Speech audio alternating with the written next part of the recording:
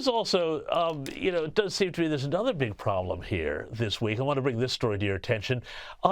During the debate, Donald Trump was fact-checked on whether or not crime had been going up or not, and he said it had been going up. And then all of a sudden, there are all the fact checks. Everybody says, oh, well, he's wrong, Donald Trump's wrong. Crime is actually going down. Just look at the FBI statistics.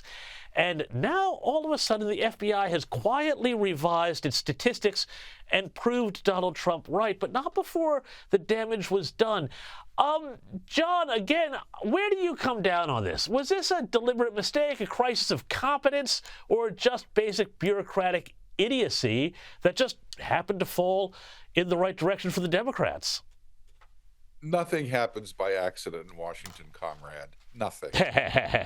Remember in 2016, James Comey decided that he wanted to play it safe and balance things out because, of course, he had let Hillary off the hook on the email scandal. So in the last 10 days, he announces, we're reopening the investigation into her email server and the computer. And then, of course, didn't do anything. But he thought he had covered his bases. And then Trump wins. And Comey himself has admitted in his book he didn't expect that. So completely the opposite result. I think the FBI, the successors to Comey, the blob bureaucrats there, have decided, polls are looking very close. Trump might win. We better not reveal these statistics until after the election because Trump will remember that. Let's play it fair and revise our statistics so we can say, we weren't playing politics. We gave you this small little gift just before the election. What a perfect example of swamp politics there. And while we're sort of on the subject here, a fascinating story.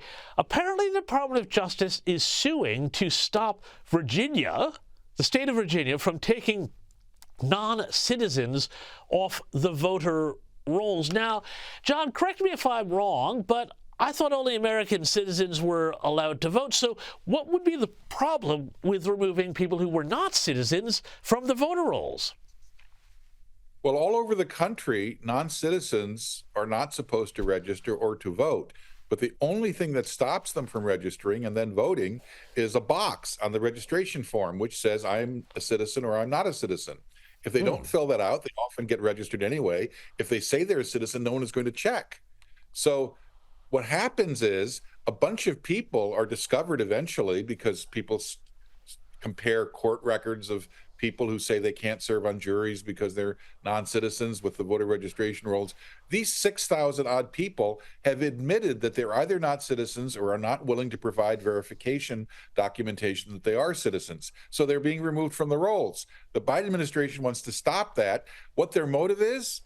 Well, I have no proof, but I suspect it's because they don't want anyone to look behind the curtain in Virginia or any other state, and their problems in big states like Pennsylvania that are even worse than this.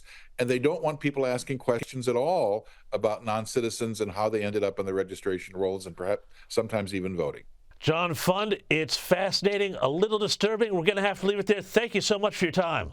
Thank you.